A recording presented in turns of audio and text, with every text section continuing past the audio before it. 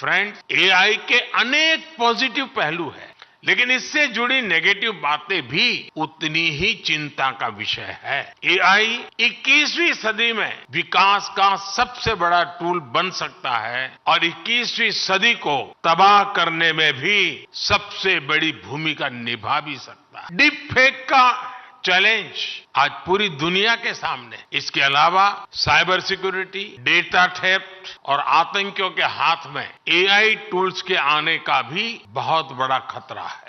अगर आतंकी संगठनों के पास एआई लेस हथियार पहुंच जाए तो उससे ग्लोबल सिक्योरिटी पर बहुत बड़ा असर हो। हमें इस विषय पर चर्चा करके एक ठोस प्लान तक पहुंचने की जरूरत है कि कैसे एआई के गलत इस्तेमाल को रोका जाए। इसलिए ही G20 प्रेसिडेंसी के दौरान हमने responsible human centric AI governance का फ्रेमवर्क तैयार करने का प्रस्ताव रखा। G20 न्यू दिल्ली डिक्लेरेशन ने एआई प्रिंसिपल्स के प्रति सभी सदस्य देशों के कमिटमेंट की पुष्टि की है। सभी सदस्यों में एआई के उपयोग से जुड़े खतरों को लेकर एक अंडरस्टैंडिंग थी। जिस तरह हमारे पास विभिन्न अंतर्राष्ट्रीय मुद्दों के लिए समझौते और प्रोटोकॉल्स है, उसी तरह हमें एआई के एथिकल यूज के लिए मिलकर ग्लोबल फ्रेमवर्क तैयार करना हो। इसमें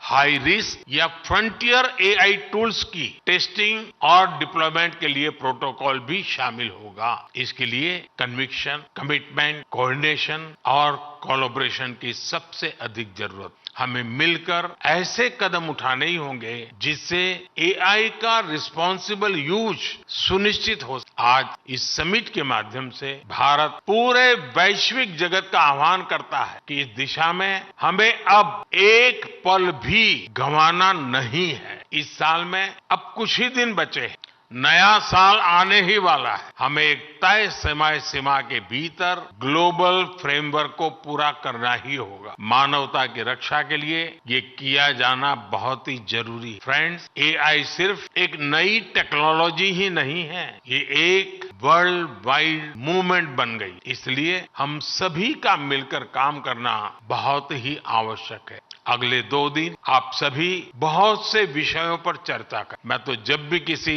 एआई एक्सपर्ट से मिलता हूं तो अपने सवाल और सुझाव रोक नहीं पाता। आज आप एक्सपर्ट से बातें करते हुए भी कई बातें मेरे मन में आ रही। हमें ये सोचना होगा कि एआई जनरेटेड इंफॉर्मेशन की क्रेडिबिलिटी को कैसे बढ़ाया जा सकता है। ऐसे क्या डेटा सेट्स हो सकते हैं जिनके उपयोग से हम एआई टूल्स को ट्रेन और टेस्ट कर सकते। किसी एआई टूल को मार्केट में रिलीज करने से पहले कितना टेस्ट करना चाहिए, इस पर भी जरूर सोचना चाहिए।